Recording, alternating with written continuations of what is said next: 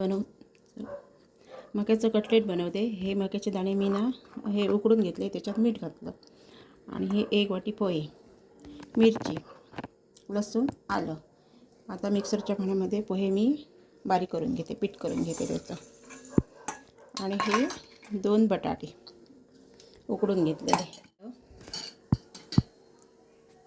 आता ह्याच्यात मी लसूण घालते, आलं घालते, मिरची घालते. हे बारीक करून घेते मिक्सरमध्ये, पाणी नाही घालणार. आणि नंतर मी हे लावणार आहे मक्याचे दाणे. घालते याच्यात, पाणी अजिबात नाही घालणार कारण मक्याच्या दाण्यांना पाणी खूप. आता मी हा बटाटा चांगला बारीक करून घेतला. आता ह्याच्यात मी पोह्यांचं पीठ घालणार. थोडं घालणार, जास्त नाही घालणार. चांगलं असं व्यवस्थित मळून घेणार. आता चवीपुरतं चांगलं मळून घेते आणि गोळा करते तोपर्यंत आता सारण तयार करते. हळद, गरम मसाला, चाट मसाला, जिरेपूड, लाल तिखट. कारण त्याच्यात हे घातलेलं, हिरवी मिरची घातलेली म्हणून लाल तिखट थोडंसं घालते, जास्त नाही घालत. धणेपूड,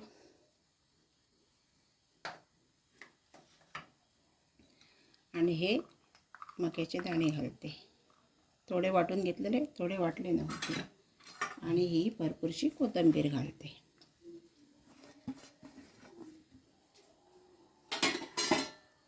थोडंसं मीठ घालते, कारण मक्याच्या दाण्याने मी मीठ घालून उकडून घेतलेले. हाताने चांगलं असं मिक्स करते सगळं.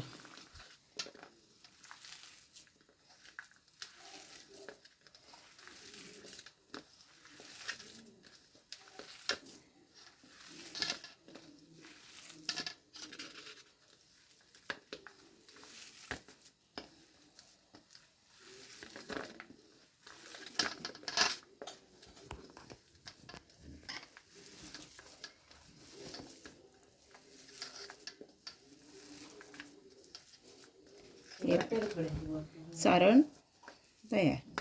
आणि हा गोळा करून घेतला मी. आता मी त्याची पारी करणार. असा हा गोळा करायचा. हे बघा, अशी पारी करायची.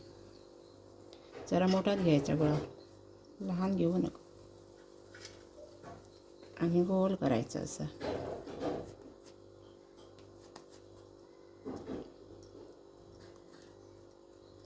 जरासं हाताला तेल लावायचं.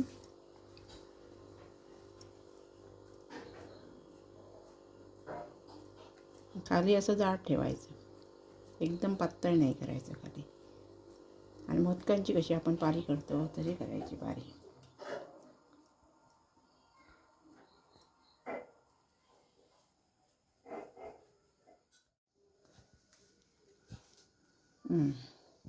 आणि हा 1 चमचा घालायचा बुतून आतमध्ये.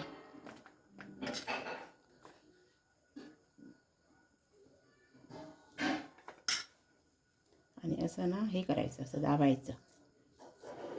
हे बघा,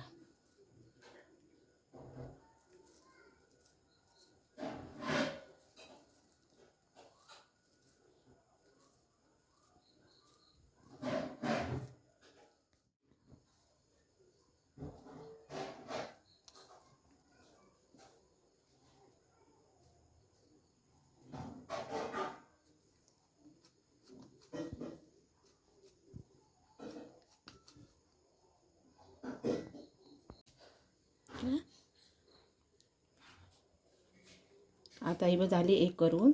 असे मी करून घेते सगळे आणि मग तळायला घेते. कडकडीत झालं. आता तेलात सोडते.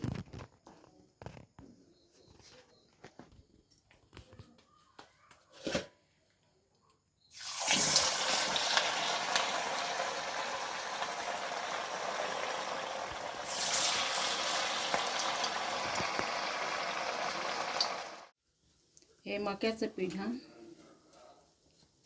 रवा आणि पोह्यांचं पीठ.